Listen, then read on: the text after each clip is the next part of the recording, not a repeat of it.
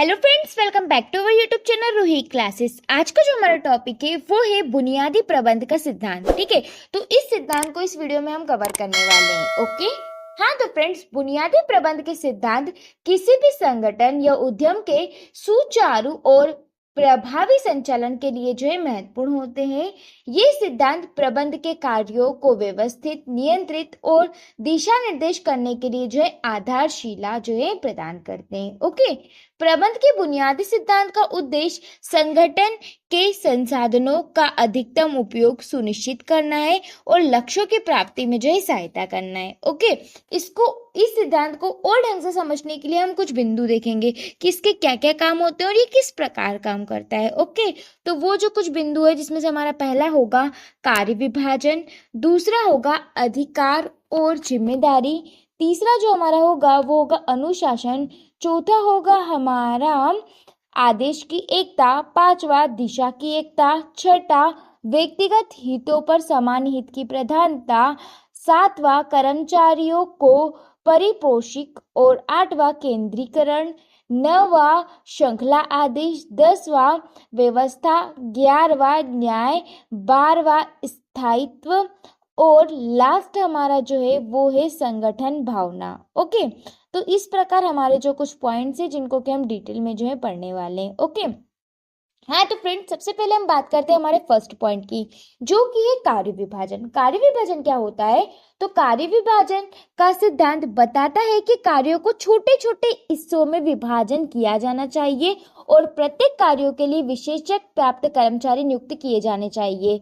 इससे जो है जो भी हम उत्पादन करते हैं उसमें वृद्धि होती है। क्यों?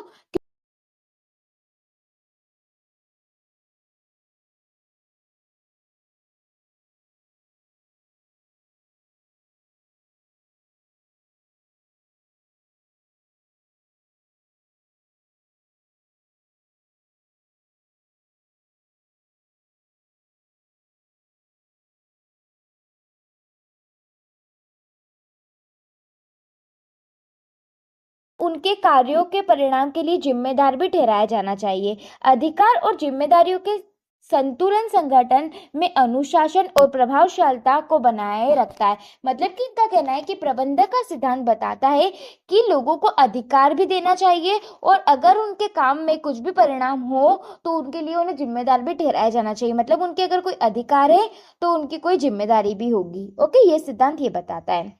इसके बाद तीसरा हमारा पॉइंट है अनुशासन। अनुशासन क्या कहता है? तो अनुशासन संगठन की सफलता के लिए महत्वपूर्ण है। यह सिद्धांत संगठन के नियम, नीतियों और प्रक्रियाओं का पालन सुनिश्चित करने पर बल देता है। प्रबंधक को अनुशासन बनाए रखने के लिए उचित नियम और दंड प्रणाली स्थापित करनी चाहिए। इनका ही कहना है कि जो भी हम काम करें उससे जो है हमें नियम और नीति और प्रक्रिया के अनुसार करना चाहिए। ठीक है, इसके बाद फोर्थ हमारा पॉइंट है आदेश की एकता। आदेश की एकता क्या कहती है? तो यह सिद्धांत कहता है कि प्रत्येक कर्मचारी को केवल एक वरिष्ठ अधिकारी से आदेश प्राप्त होने चाहिए, जिससे आदेश में स्पष्टता रहती है और कंफ्यूजन से बचा जा सकता है। आदेश की एकता संगठन में सामंजस्य और दक्षता को बढ़ावा देती है। मतलब कि इसमें कहता है कि जो भी हम काम कर रहे हैं उसमें जो है एक लीडर होना चाहिए, मतलब एक वरिष्ठ अधिकारी होना चाहिए जो ही हमें ऑर्डर दे। ठीक है, और उसी के अनुसार हम काम करें। क्लियर? इसके बाद पांचवा हमारा जो पॉइंट है वो है दिशा की एकता। दिशा की एकता क्या?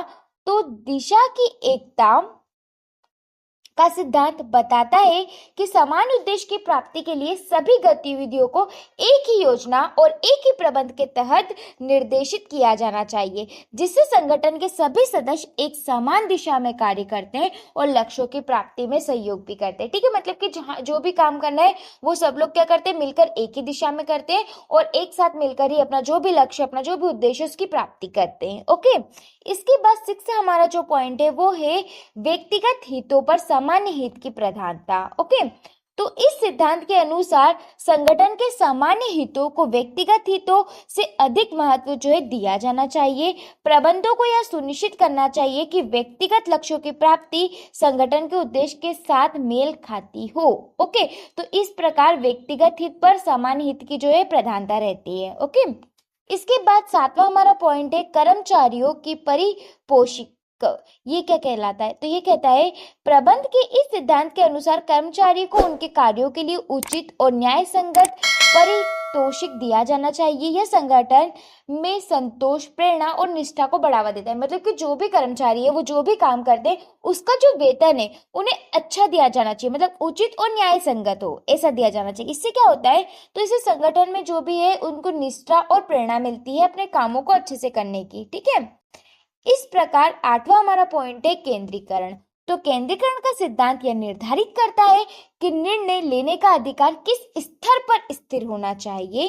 केंद्रीकरण और विकेंद्रीकरण के बीच संतुलन बनाए रखना महत्वपूर्ण है ताकि संगठन में उचित निर्णय और लचीलापन बना रहे। ओके, इसके बाद 9वां हमारा पॉइंट है श्रृंखला आदेश। श्रृंखला आदेश का सिद्धांत संगठन की कमांड श्रृंखला को स्पष्ट रूप से परिभाषित करता है।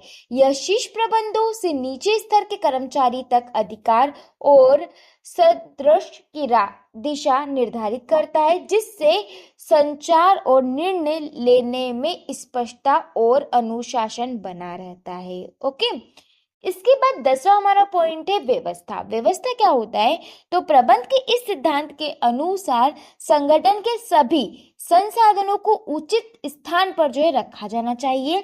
जिससे क्या होता है, तो जिससे संसाधनों का अधिकतम उपयोग सुनिश्चित होता है और कार्य क्षमता भी जो है बढ़ती है। मतलब जो भी संसाधन है उसका उपयोग भी अच्छे से होता है और इस प्रकार जो हमारी कार्य करने की क्षमता है उसमें भी क्या होती है, वृद्धि होती है। ओके, इसके बाद 11वां हमारा पॉइंट है न्याय। न्याय क्या है, तो न्याय का सिद्धांत यह बताता है कि कर्मचारियों के साथ निष्ठा, समानता का व्यवहार किया जाना चाहिए। मतलब कि जो भी हमारे कर्मचारी हो उनके संग हमें अच्छे से और समान व्यवहार जो है करना चाहिए, जिससे संगठन में क्या होता है, निष्ठा, सहयोग और प्रेरणा को जो है बढ़ावा मिलता है। ओके, इसके बाद 12वां हमारा पॉइंट जो है वो है स्थायित्व। स्थायित्व क्या है, तो यह सिद्धांत कर्मचारियों को नौकरी में स्थिरता पर बल देता है। मतलब कि स्थिरता मतलब वो बने रहेंगे अपने ही पद पर। ठीक है, इससे कर्मचारियों की दक्षता और उत्पादकता बढ़ती है और संगठन में अनुभव और विशेषज्ञता का संरक्षण होता है। मतलब कि अनुभव क्यों होगा, क्योंकि वो अपने पक्ष पर, अपने पद पर कई टाइम तक बने रहकर काम करते हैं, इसलिए उन्हें अनुभव भी होता है। ओके, इसके बाद 13 हमारा पॉइंट है पहल। पहल क्या है, तो प्रबंध को कर्मचारी को अपने विचार और योजना प्रस्तुत करने के लिए प्रोत्साहित करना चाहिए, जिससे नवाचार और सुधार को बढ़ावा मिलता है, जिससे संगठन में उत्साह जो है बना रहता है। ओके, पहल मतलब कि नई नई जो योजना है उनकी जानकारी उन्हें मिले, या फिर वो अपनी तरफ से जो है नई नई योजना, नई नई जानकारी जो है उनको बताएं। ठीक है, जिससे क्या होता है, नवाचार में वृद्धि होती है और सुधार भी होते हैं कई। ओके, क्योंकि अपने अपने विचार अगर रखते हैं तो उससे। इसके बाद लास्ट जो हमारा पॉइंट है वो है संगठन भावना। ये क्या है, तो संगठन भावना का सिद्धांत बताता है कि संगठन के सदस्यों के बीच टीम भावना और आपसी सहयोग को बढ़ावा देना चाहिए, जिससे संगठन में एकता, सामंजस्य और उच्च नैतिकता बनी रहती है।